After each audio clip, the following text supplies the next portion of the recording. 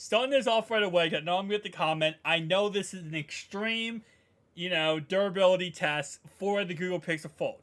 This does not indicate anything when it comes to the actual durability of the phone in regular usage. But it is cool to see these type of tests that Jerry Rig Everything does because it gives us some insight on, some things about the phone. So with that being said, if you want to watch the video, I'll have it linked down below in the description. But let's go ahead and get into it. We're not going to be watching this video. We're going to be going through it and looking at some results of things he does. So the first thing I do want to mention here is actually something that we saw in my last reaction of the Google Pixel Fold, and that was that this phone does not go 180 degrees, which is really interesting because you would think, especially because of how Samsung has their phones 180 degrees, they say on their website, Google does, that this goes 180 degrees, you would think they would make sure this goes exactly 180. So when it's open, it should be like this, just straight flat. Well, again, this is proving that point. It does not.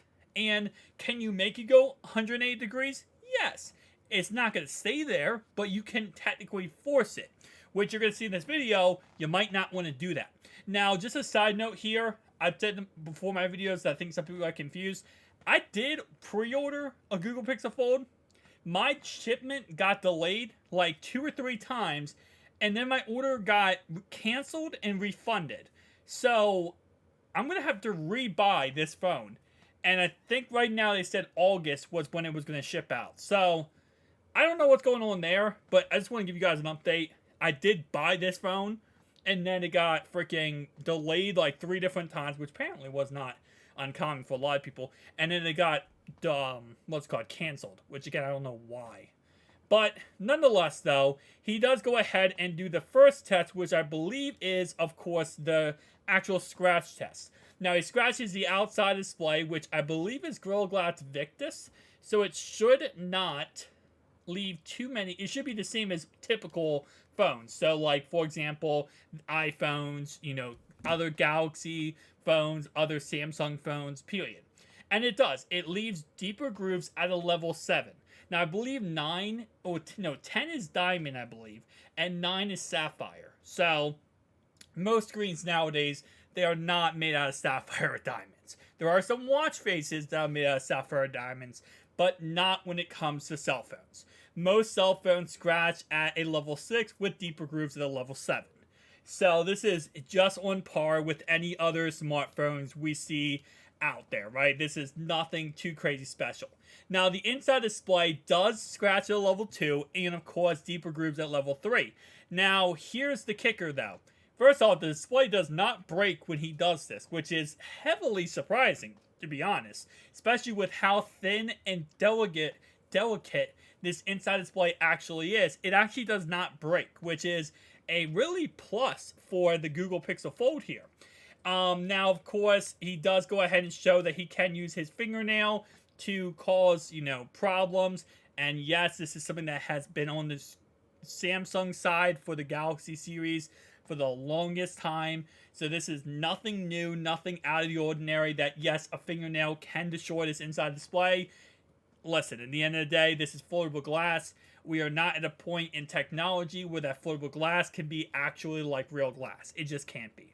So you're going to see this type of problem no matter what. Next thing he does is actually going to be, I believe, the burn test. No, he actually smashes it closed like 7 different times and does not do much of anything. He does use the blade on the outside here, and he just kind of carves up the phone. He does talk about how when he carves up the fingerprint sensor, it still works perfect. That's actually kind of cool, though, is even when he carves up the fingerprint sensor, he's still able to unlock the phone within milliseconds of putting his finger on the fingerprint sensor, even with it being carved up. So, good on Google for that. Now, Samsung also has good fingerprint sensor, too, so it's not like Google is the only company that, can do that, but still, nonetheless, interesting. Here's another interesting thing on the SIM card slot. It actually has Google's whole entire shipping address, which, why? I don't understand that point of view, but you know what? If you don't have Wi-Fi, you don't have data, and your phone breaks, maybe you need to contact them so you have their shipping address. I don't know. It's something interesting. Nonetheless, let's go ahead and skip forward here because he just does a lot of the scratching with the what's it called, with the blade. Now he does the burn test. Now, here's something interesting about the burn test with the Google Pixel Fold, is that it actually turns itself off. This is nothing, I've never seen, and he even admits to this, that he has never seen this either. Where usually phones, usually LCD phone, like these type of phones, when they burn, they're just recover after 30 seconds.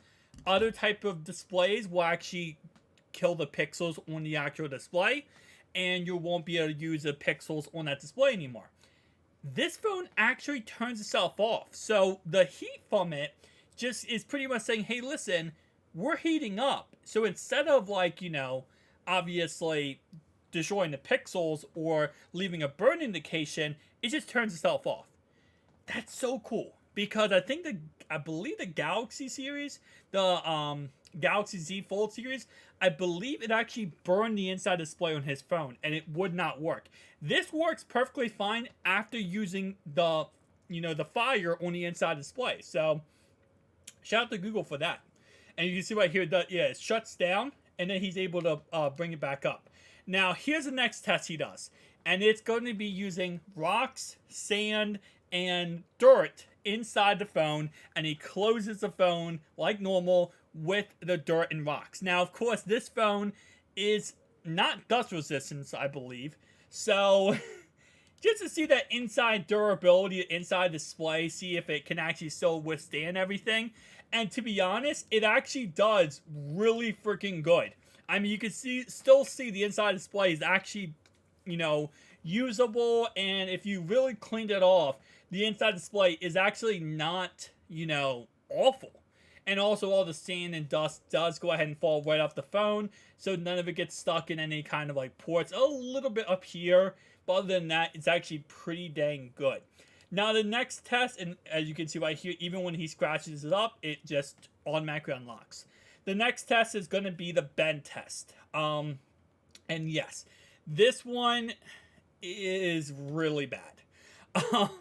Because, again, keep in mind, the biggest thing about this phone, the thing that we heard so much about, was the hinge, right?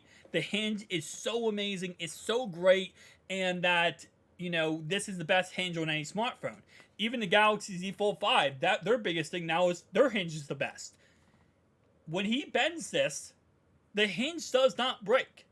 The hinge actually is the only thing when he bends this that survives the bend test. The hinge.